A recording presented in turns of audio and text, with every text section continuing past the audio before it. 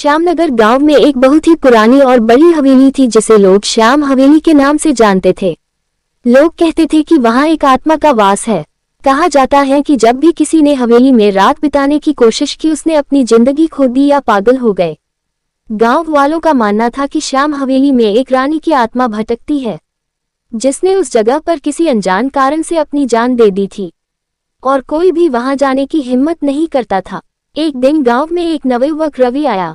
रवि ने जब श्याम हवेली के बारे में सुना तो उसने सोचा कि यह सब झूठ है और उसने निर्णय लिया कि वह उस हवेली में एक रात बिताकर गांव वालों को साबित करेगा कि यह सब सिर्फ कहानियां हैं। गांव के बुजुर्गों ने उसे समझाने की कोशिश की लेकिन रवि ने उनकी बातों को नजरअंदाज कर दिया। एक शाम रवि अपने कुछ जरूरी सामान लेकर हवेली के लिए निकल पड़ा।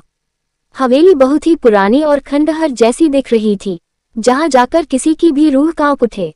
रात का समय हो गया और हवेली में गहरी चुप्पी छा गई। रवि ने एक कमरे में अपना बिस्तर लगाया और अपनी टॉर्च जलाकर चारों ओर देखने लगा। हवेली के अंदर कीमती चित्र थे। रवि ने चारपाई पर लेटकर एक किताब उठाए और पढ़ने लगा, लेकिन अचानक एक ठंडी हवा का झोंका आया। रवि सहम गया, लेकिन उसने खुद को संभाला और किताब पढ़ने लगा। तभी उसे लगा कि कोई उसके पीछे खड़ा है, लेकिन जब उसने मुड़कर देखा तो वहां कोई नहीं था। उसकी दिल की धड़कन तेज हो गई। उसने सोचा शायद उसे भ्रम हो रहा है, लेकिन तभी एक तेज चीख की आवाज ने उसकी नींद को उड़ा दिया। रवि का चेहरा पसीने से भीग गया। उसने देखा कि अंधेरे में कोई सफेद लिबास पहने हुए एक महिला की परछाई दिख रही थी। वह परछाई धीरे धीरे पास आ रही थी। रवि डर के मारे उठकर भागने लगा, लेकिन जैसे ही उसने दरवाजे से बाहर निकलने की कोशिश की, दरवाजा बंद हो गया। अब वह परछाई बिल्कुल उसके सामने थी। महिला की आंखें लाल हो चुकी थी और चेहरा भयानक था। उसने रवि से कहा, तुमने मेरी शांति भंग की है, इस जगह से चले जाओ।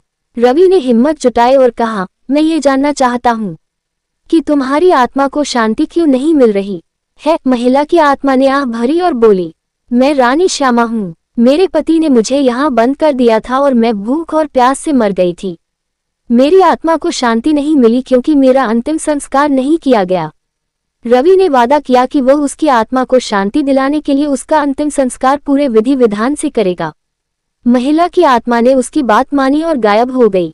अगली सुबह रवि ने गांव वालों को सब कुछ बताया और सभी ने मिलकर रानी श्यामा का अंतिम संस्कार किया। उस रात के बाद कोई भी भूतिया घटना नहीं घटी और हवेली अब एक शांतिपूर्ण जगह बन गई। रवि की बहादुरी से गांव वालों ने उसे सम्मानित किया और श्याम हवेली अब गांव का एक महत्वपूर्ण हिस्सा बन गई, जहां लोग बिना डर के जाया करते थे। आशा है आपको ये कहानी पसंद आई होगी। अगर आपको ये कहानी अच्छी लगी तो वीडियो को लाइक और चैनल को सब्सक्राइब करो।